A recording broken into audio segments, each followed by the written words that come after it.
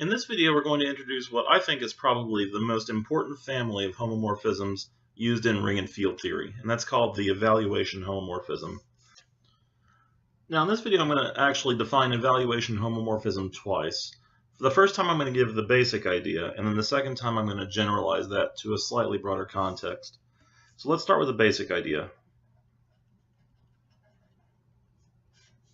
So let's suppose F is a field.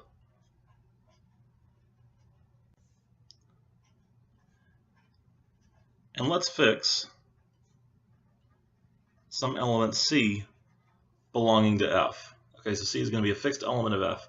We're going to define a function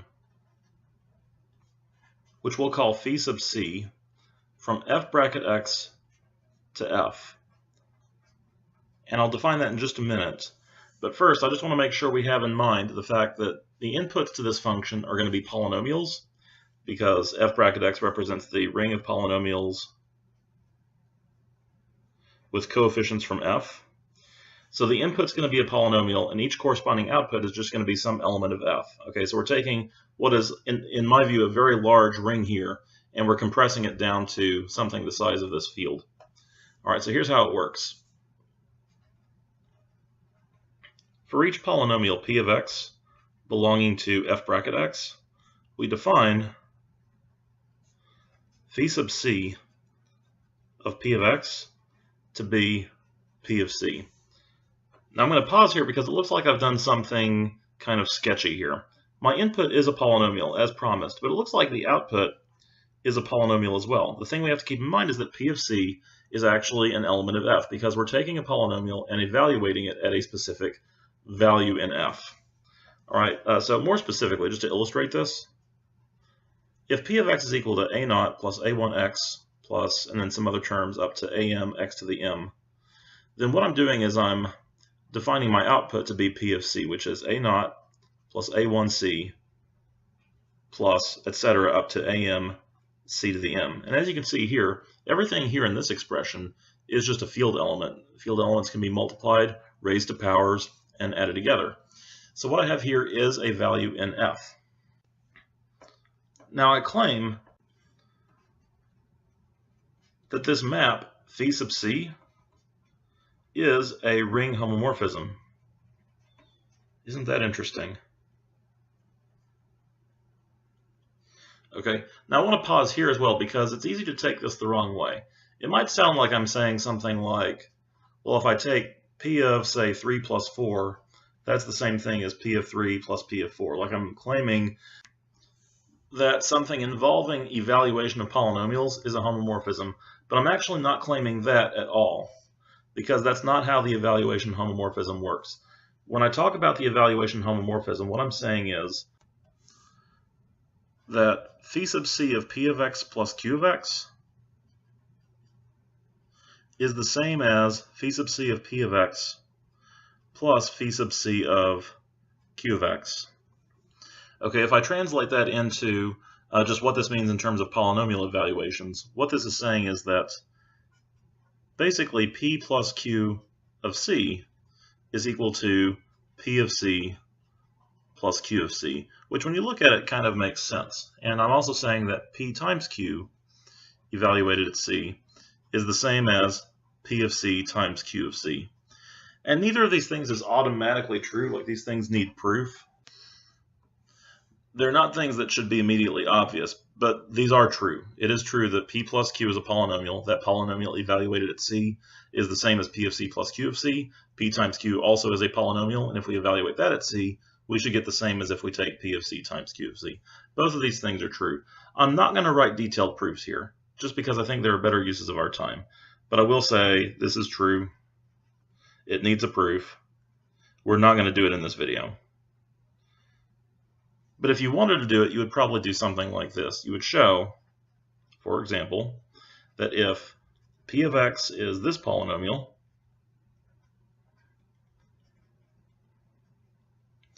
and Q of X is this other polynomial, keep in mind it could have a different degree, then if I let R of x equal P of x plus Q of x, then R of C is equal to P of C plus Q of C. And the way that you prove that is you write down exactly what R of x is, because we have an addition rule for polynomials. So you write down what R of x is. That allows you to write down what R of C is. You write down what P of C is, you write down what Q of C is, and you verify those are the same. The calculation is pretty straightforward. It's mostly a matter of keeping the symbols straight and knowing how to write down each of these things. The multiplication part is a little bit harder because that's where you have to verify that our definition that we gave for polynomial multiplication actually agrees with what happens when we take these indeterminates and multiply them out using the distributive property. And that's why I'm not going to do that here. That's something that would require a separate video. But anyway, at this point, you can take me at my word that this map phi sub c is a ring homomorphism. And like I said, it's actually quite an important one for reasons that will become clearer later. All right, so that's the basic idea. Now, what's the more involved idea? Okay, or the more advanced idea, let's call it that. So here's the advanced idea.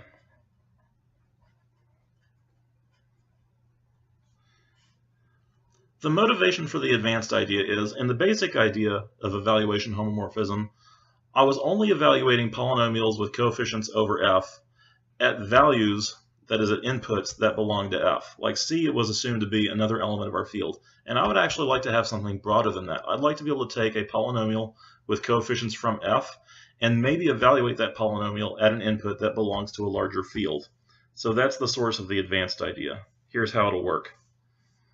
Let's assume that f is a field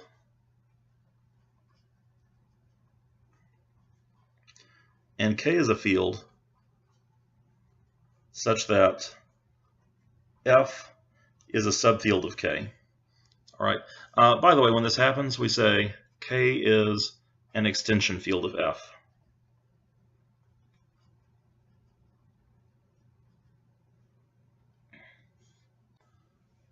In this case, we can also define an evaluation homomorphism, but this time it's going to be from the ring of polynomials over f into k.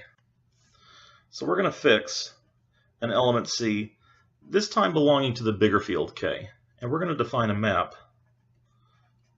and it's going to end up being a homomorphism, phi sub c, from f bracket x to k. We're going to define it by phi sub c of p of x equals P of C for every P of x belonging to f bracket x. And again, I want to write down a little bit more about how that works exactly, because if my entire universe is f bracket x, someone living in that universe might not know what to do with the idea of evaluating their polynomial at some value that belongs to k but doesn't belong to f. Okay, but here's how we do that exactly. If P of x is this polynomial, a naught plus a1x plus etc. up through am x to the m, then phi sub c of P of x is going to be a naught plus a1c plus etc. up through am c to the m. And while that calculation would not make sense to someone who lives in f, it totally makes sense in k, because everything here, these coefficients belong to f, but they also belong to k, because k is a bigger field.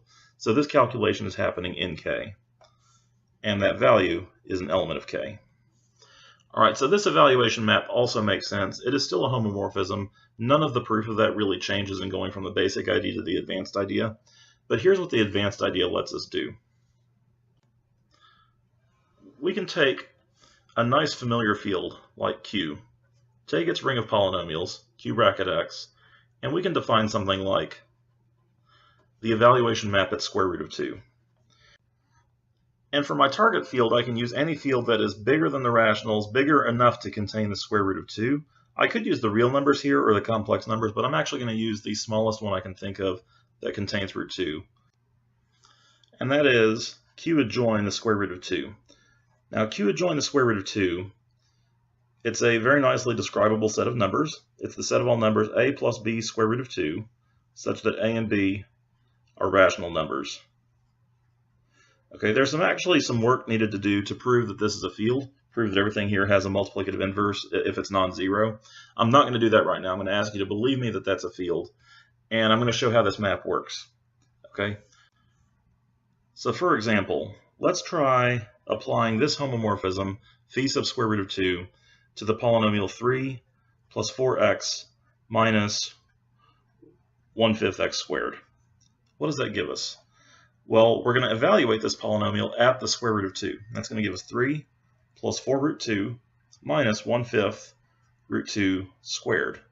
And that calculation, even though it wouldn't totally make sense in the rational numbers, it makes perfect sense in q adjoin root 2. And we get 3 plus 4 root 2 minus, and then that square root of 2 squared is 2, so I think that's minus 2/5. And I get, I believe that's 13/5 plus 4 square root of 2, which is absolutely an element of this field because it can be expressed as rational plus a rational multiple of square root of 2. Okay, I could apply this homomorphism to any polynomial over the rationals that I want. The only remaining question, I suppose, is why would we want to? Why would we want to take polynomials over the rationals and evaluate them at the square root of 2? We'll answer that question in the next video.